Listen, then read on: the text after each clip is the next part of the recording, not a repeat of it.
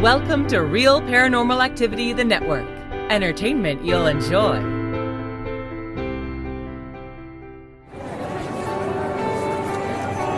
You are listening to an RPA production, where people gather.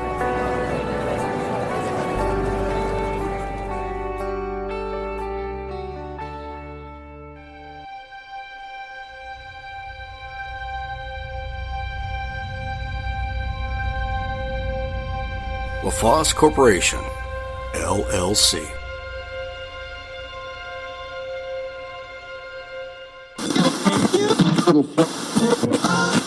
Welcome, my Mysterians, to another episode of Terry's Mysterious Moments. I hope each of you had a good Halloween, a safe one at that. Now on with our story. Imagine, if you will, being in the U.S. Army. Some of you can, some of you have been, and being stationed at Fort Campbell, Kentucky. It's the home of the ever-popular and famous 101st Airborne Division, otherwise known as the Screaming Eagles, of World War II fame. There are other groups and units there too, each just as famous and well known. As is per usual for military bases, there are lots of training and readiness drills being conducted across the base. As is not per usual for military bases, well, I say that, but the more stories I hear, that may be also as usual. There are buku stories of a paranormal nature. Posts report ghosts, UFOs, aliens, and dogmen. Dogmen? Yes, dogmen. Do I mean werewolves? Well, yes and no.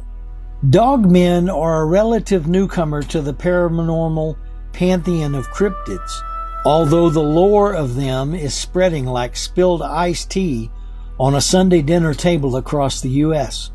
There are stories from Michigan, across the Midwest, into Texas, and elsewhere, particularly the Southwest. Fort Campbell is not free of stories of this critter, or of much else in the weirdness spectrum as it seems.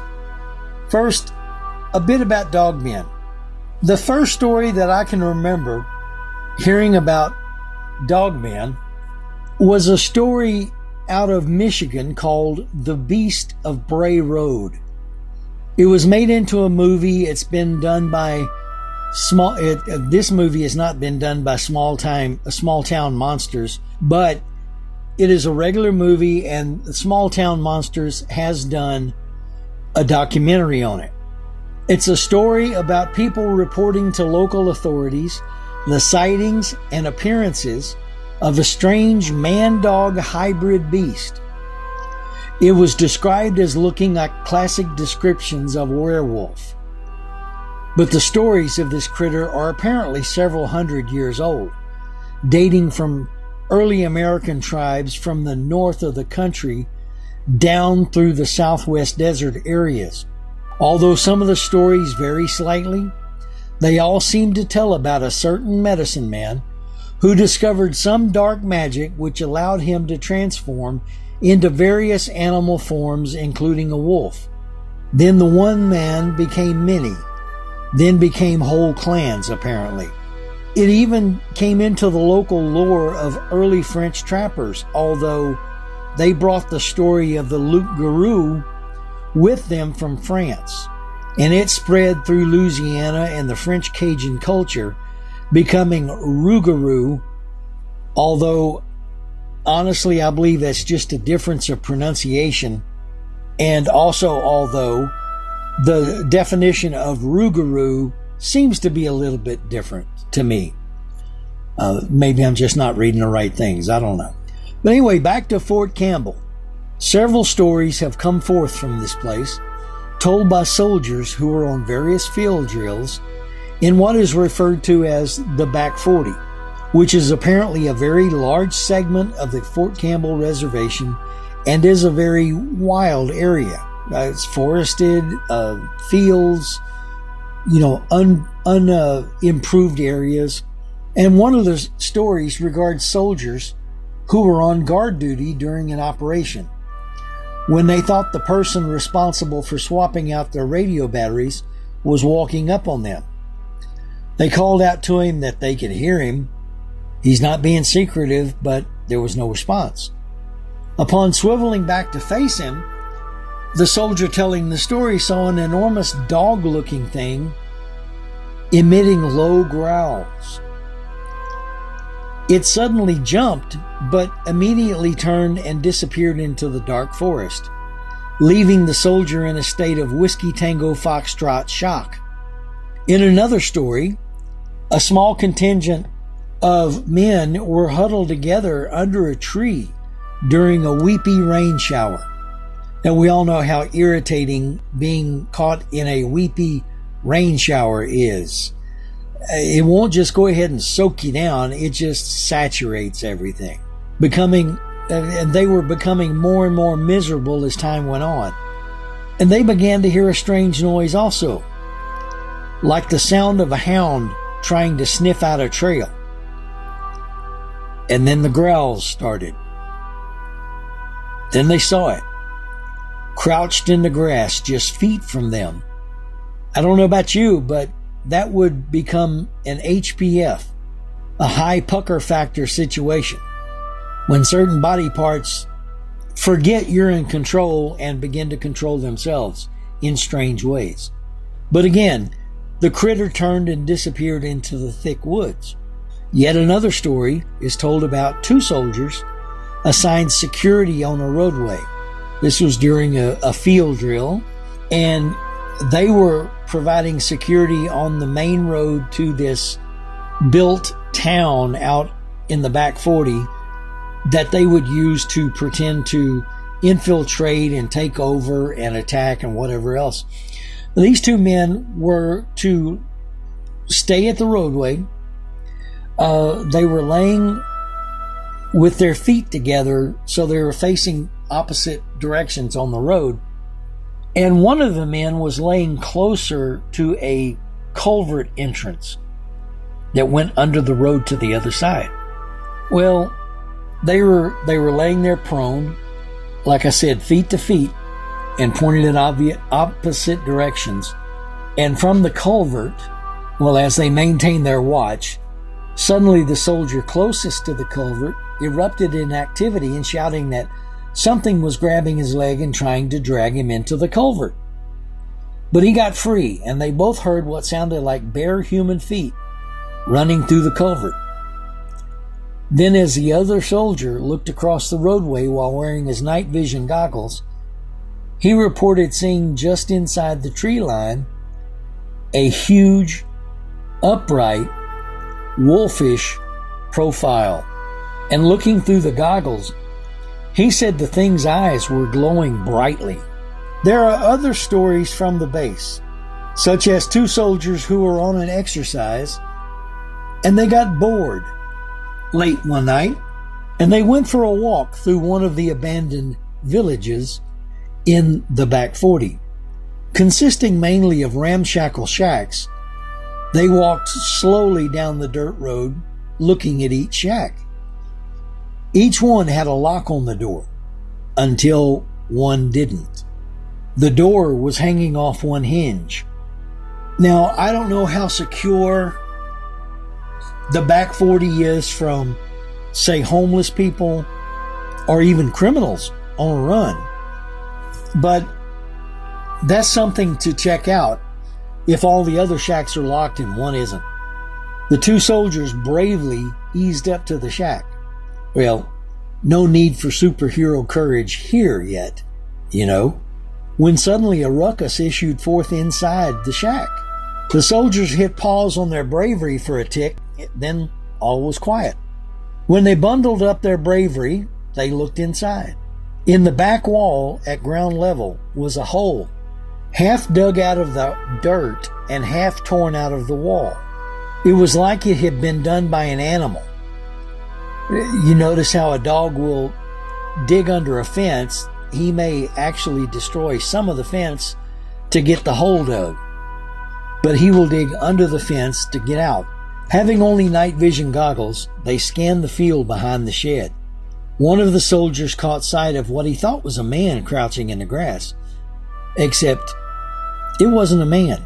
He described it as a wolf, but when it stood up, it was a man's body with a wolf's head. Then it turned and ran away. There are more stories from Fort Campbell, such as the two men that were on guard duty, and their job was to drive around the base to check perimeter, make sure nobody was breaking in. There was a parking lot of mostly empty, unused cars, and some of the cars belonged to soldiers who had been in Vietnam who didn't come home. So here's your dead uncle's car sitting back in this field, along with other abandoned cars, because the families didn't come get them, or the owner did come home but had no use of the car, injuries and things. What does it have to do with the early American tribes who were here prior to the European influx? Who knows? Did they leave big magic behind as they were moved out? And why does it seem that the tribes from the Midwest and northern areas referred to these beasts as shapeshifters, and those tribes in the Southwest referred to them as skinwalkers? By description, they are both the same concept. Maybe it's just a regional phrasing. Anyway, these two soldiers were checking this parking area of abandoned cars, and they went up to the fence because they thought they saw something run behind the car. And the one guy that reported it said, or that told the story, said this thing moved quickly, and very much emphasis on the word quickly. He got out of sight most Ricky Tick, if you know what that phrase means. Anyway, they thought they saw more movement, so they opened the gate to go into the parking area, and just as they got the gate open, this figure jumped out into the road and looked like it was running toward them. Well, I'm sorry, Army or not, if I've got a way to get out of that situation, I'm going to take it. And they did. They jumped back in their truck and hauled butt back to where they were supposed to be.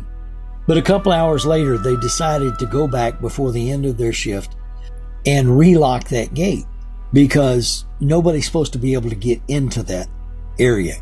Well, they went back and locked the gate without any dealings with the critters that were inside, until they turned to go back toward where their office was. And just inside the gate, just inside the fence, was this human-like form. But the guy telling the story said it was muscular like you would not believe. And as they started driving down the roadway to theoretically get away from it, it started pacing them inside the fence. And the further they got down the road, the faster they went, the faster it went, until it suddenly jumped the fence. Now, I don't know how high this fence was, but I'm pretty sure it's about 8 to 10 feet, if anything I've seen from the military is right. This thing cleared the fence and landed on their side of the road. Well, these guys are armed with pistols, so they decided it was a gunfight moment. Stopped the truck, got out, drew down on the figure, and as it came toward them, they opened fire. And apparently they hit the thing because it jumped back over the fence into the enclosure and took off between the cars. Now, again, this was a Whiskey Tango Foxtrot moment, because they thought, we shot it, why didn't it fall? Well, they had to go back to their office and make a report on what they did because they fired their weapons. And they had other security people go out to the area, found no evidence of a shooting, no evidence of wounding, no evidence of a body. They searched throughout the area of the cars that they were around. No evidence that there was a figure or anything in that area. So what was it? They have two choices in their storytelling. It was either a Bigfoot type creature or a skinwalker, shapeshifter, dogman type creature. And like I said, Fort Campbell has had lots of stories about strangeness, like a bunch of UFO stories. Fort Campbell had a little bit to do with the UFO chase and crash of a P-51 piloted by a lieutenant, I believe it was Mantell, back in the 50s. This one airfield reported they saw something in the distance and Mantell gave chase, and he reported that he was climbing to intercept this thing, and he described it a little bit, but then all of a sudden he just went off the air and his plane crashed, some miles away. His watch apparently was stopped before his crash happened. So, these UFO stories are very weird in that there's not really much that can be said about them except they happened. Like the one story of the UFO that looked like it was drawing power from a power line, and another one where a security officer fired at what appeared to be an alien coming out of a UFO that was landed on the roadway. Lots of weird stories. The military is good for a lot of weird stories. I remember reading stories from Vietnam during the war that men reported seeing Bigfoot type creatures in Vietnam. And they actually have a name for them in Vietnam. I can't remember what it is. But like they have names for the orangutans in like Sumatra or wherever it is. And it's something like Old Man of the Forest or Old Man of the Jungle, something like that. There's a story out of Vietnam during the war that this man was on his guard shift, watching over his fellows, and he looks up and sees a Roman soldier standing in front of him. Well, the first question would be, what is that? And what is it doing here? And the soldier spoke. Of course, he didn't speak in English to the guy because he didn't speak English. But what the soldier understood was him to say the phrase, memento mori. Well, what does memento mori mean? It can mean a couple of things. It's like a physical remembrance of someone who has died, like a picture or something like that. But it also means remember to die. And I'm thinking, that's not really something that I would have an option on. Honestly, even in peacetime, it's not, something that one day I'll wake up at the age of 98 and go, oh, I need to die. Lots of strange stories from the military. So that's what I have for this week for Terry's Mysterious Moments. I hope you enjoyed it. I enjoyed listening to these stories as then I bring them to you. I enjoy telling about them. And I thank you for listening. Thank you for being here, and hope you come back for more Terry's Mysterious Moments. Well, I'll try to bring you good stories about strangeness. Now, it doesn't always have to be strangeness of ghosts or UFOs or things like that. It can be just oddities. So, like I said, that's what I have for this week. I hope you enjoyed it. I hope you'll come back. This is Terry from Texas. your presenter on Terry's Mysterious Moments. We'll see you next time.